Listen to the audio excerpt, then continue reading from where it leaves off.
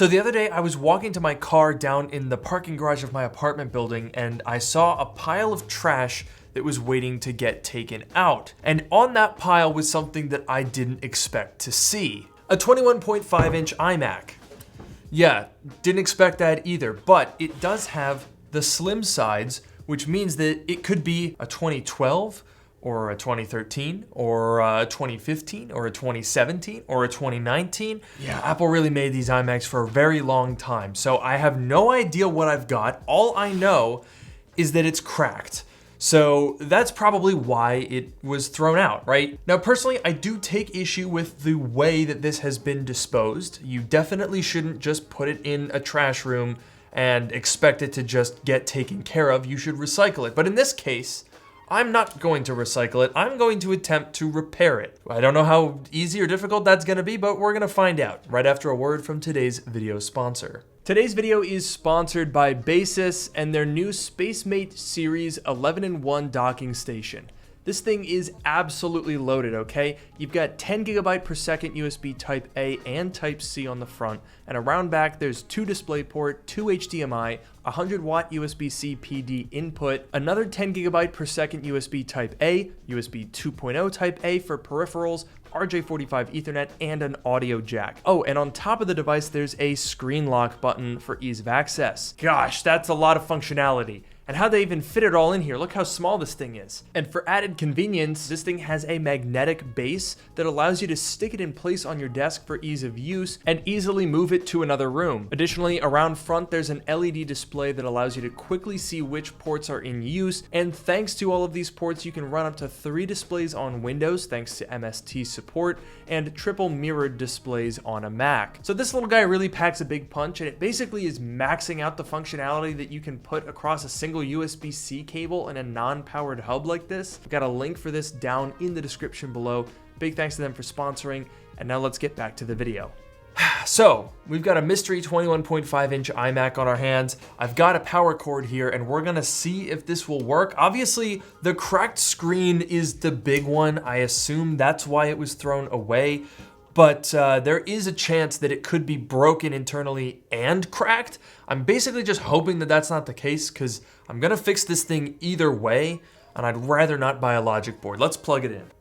Okay, no boot chime. Are the speakers good? But honestly, it's working. Dude, I didn't even check this. We've got Thunderbolt ports, so that means that this is a 5K iMac.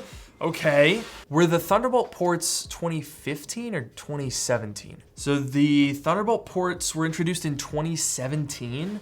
It's taken a while to turn on here. Oh, is it going?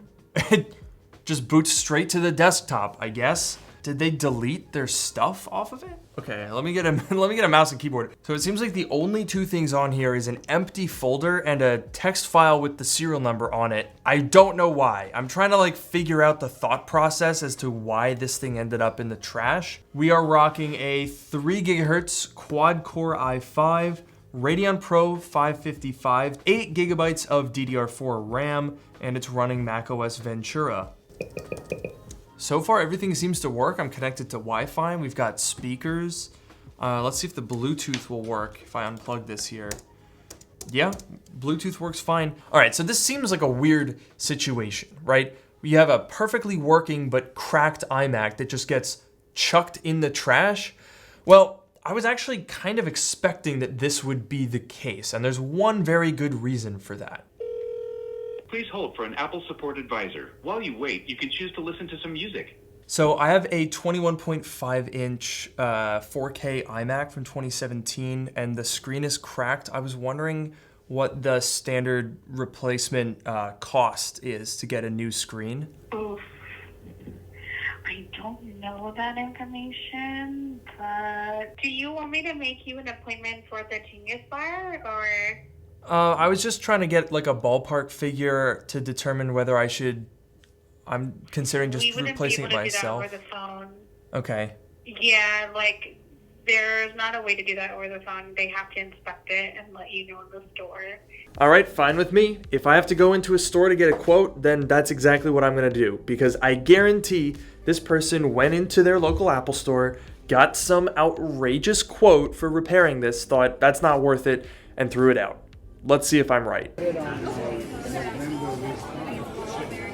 it looks like it'd be $548 to get a display on there. It's $449 for the actual display, and then that would be $99 for the service.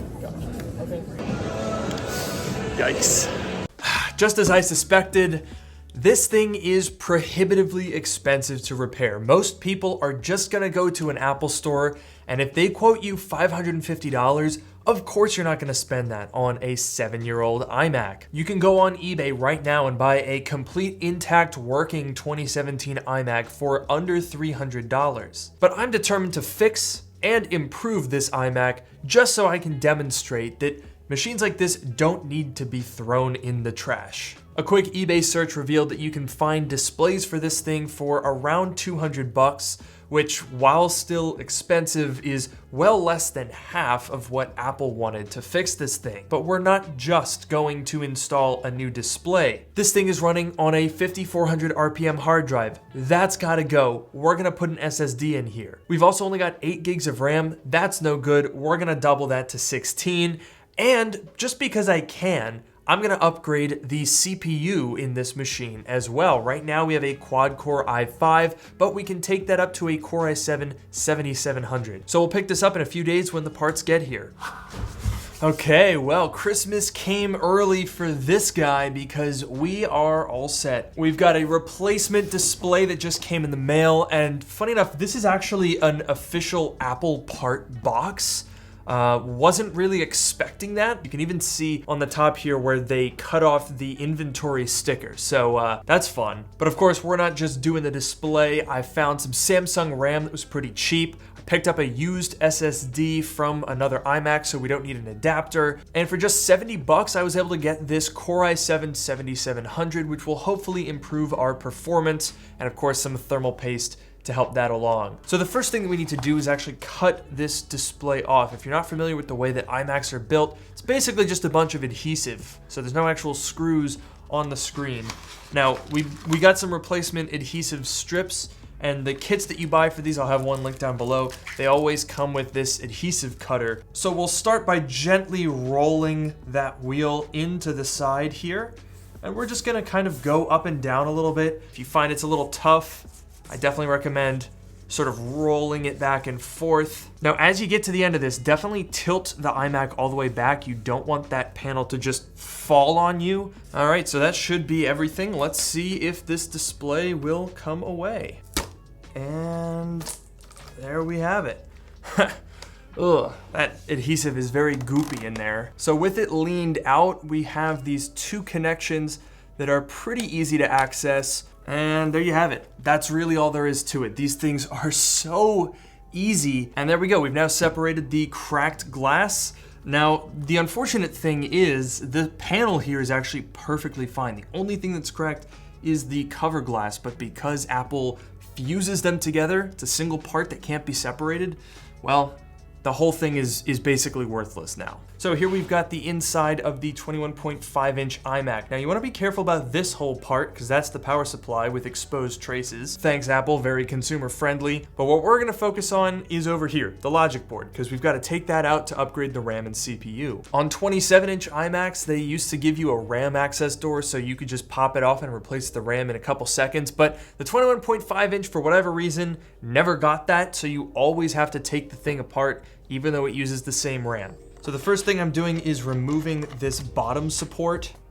Out you come, there we go, that just lifts right out. Next up, the hard drive. Now I did think about switching this over to an SSD, and it's nice that you can actually put dual drives in this machine, but I'm gonna leave it as a hard drive because I've already spent way too much money on it. So that brings us to the scary part, which is the power supply. I always hate doing these, but start by unplugging the power button. Just a small little connector there. So now my strategy is gonna be, there's a couple blank spots on the PCB here at the very top, and you can just kind of pinch it by those and lift it forward and up out of the machine.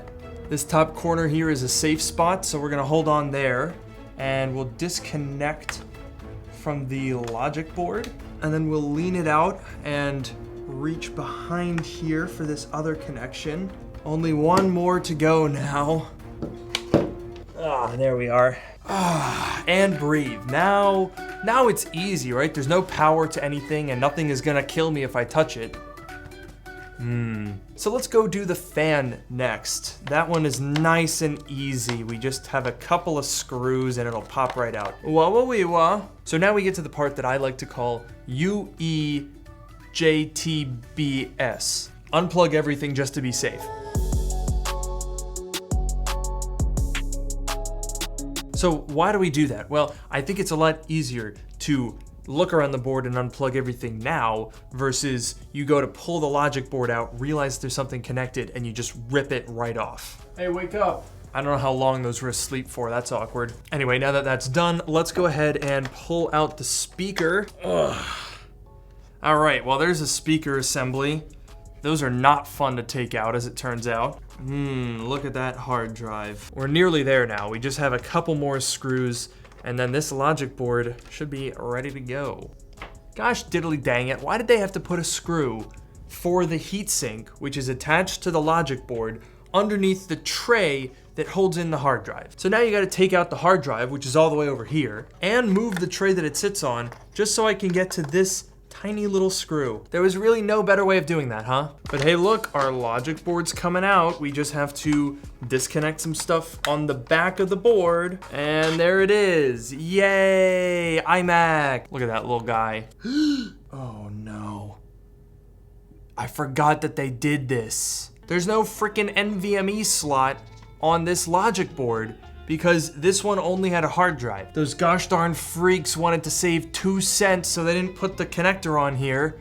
So I guess we're going to need a SATA SSD. Hang on, I'm sure I've got one kicking around. What'd I tell you? Of course I have one kicking around. What does this look like, some rinky-dink operation? All right, well, let's set aside that empty shell and focus on this board, shall we? The easy part here is the GPU, because these screws are just right on top. But then we're gonna go ahead and flip the board over and remove these stickers that cover the underside of the screws that mount the CPU. Now, I'm using a Core i7-7700 because that is the most powerful CPU you can put in here, but you can basically use anything you want as long as it has the same TDP as the CPU that's in here. So in this particular case, or really any 21.5 inch iMac, that's gonna be 65 watts. So as long as it's supported by that chipset, you know, in the same generation, it'll work just fine. I like to unscrew in an X pattern because you want to kind of alleviate the pressure in these springs evenly. That would be the spring part. Yeah, look at the shape of that thing. There's a lot of pressure in there. All right, so now we'll turn it back over, and I'm kind of holding the heatsink on there so it doesn't just fly off. So I'll just remove these 2 final screws on the heat pipe, and it should just lift right off. Look at that. And the CPU came with it, so be careful that doesn't go flying. Man, that thing was really on there. Let's go ahead and clean off the thermal paste, and we'll put in our new CPU. CPU goes in there, and now we'll just pop out these puny little 4 GB chips and put in 8 GB chips. Remember when upgrading RAM on a Mac was just like that? We'll just take a second here to wipe off our little GPU. Look at that little guy. Radeon Pro 555. Not a very good graphics card, but you know what? It was a free iMac. I'm not complaining. Get a little bit of thermal paste on both of those. And we'll just pop our heatsink right back on there. We'll flip it over and put our little bracket back in place. Quite a bit of force required to get that down, but there we go. Bada bing, bada boom. That's an upgraded logic board, and now we get to put this thing back together, which means touching the scary power supply again.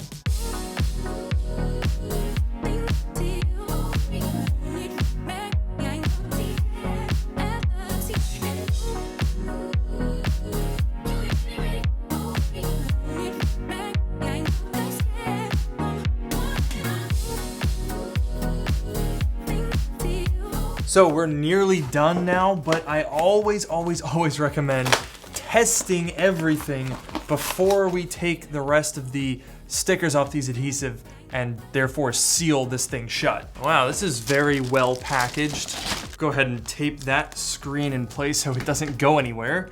Let's go ahead and fire it up. Oh, yay! It's kind of hard to see because of the plastic, but it's on. Now I made sure to do this completely all the way through. I formatted the SSD and installed macOS before I glued the thing all the way back together because you just don't want to have to cut the screen off again. Look at that.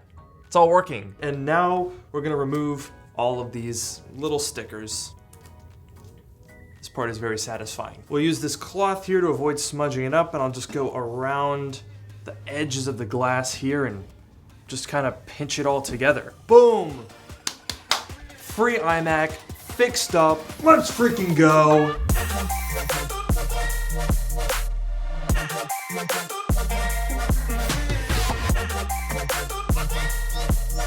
So this iMac is now fully functional and it's better than it ever was. Our Cinebench scores have dramatically improved thanks to that Core i7. We've nearly doubled from 187 to 335. So this machine is obviously not as fast as even the slowest Apple Silicon machines, but this is definitely enough for you to use every day. But an even bigger jump was getting rid of that hard drive. I mean, those read-write speeds were just atrocious before, and now, while still again not a modern machine, it is way more usable. And this has made a massive difference to the device's usability. Take a look at this clip of opening the settings app from before the upgrade. Look how long that takes.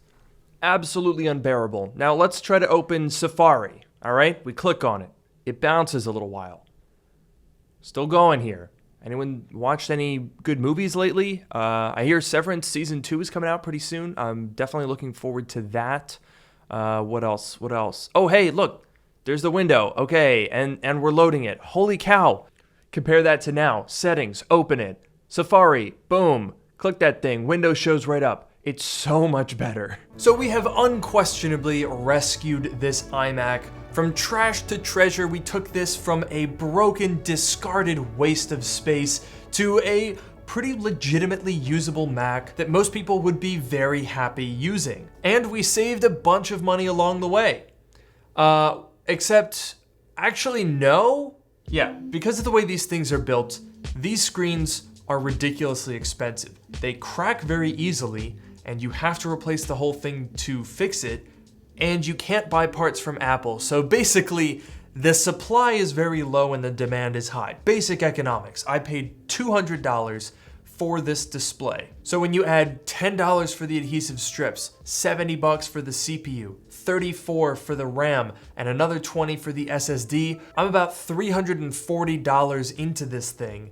And when I looked one up on eBay, I found one that has more storage and better graphics for $250. Yeah, so that tells you two things. Number one, these things aren't that economical to repair, and number two, they're a screaming good bargain. I mean, $250 for a very usable Mac with a 4K screen seems like a really good deal to me. But the unfortunate reality is, even if you literally find one of these things in the trash, they can still be uneconomical to repair. And that's a real shame, and unfortunately is probably gonna be the future for a lot of modern Macs because a lot of them use these very expensive fused displays or have hard to come by parts that skyrocket the price to be more than what the machine is actually worth. But you know what? I'm still glad that we did this repair project. I think it was still a worthwhile, almost charitable experience to revive this poor discarded iMac and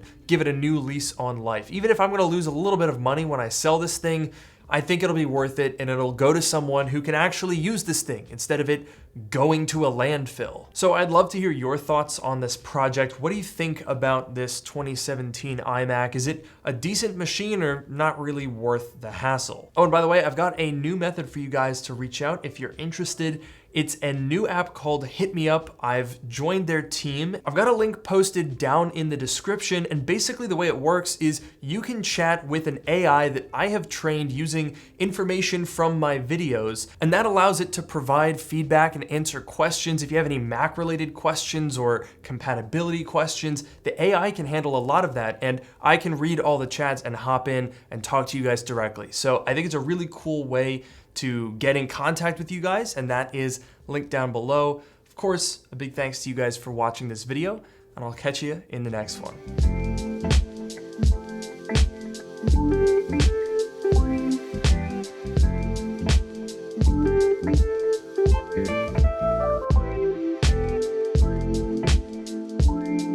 guys.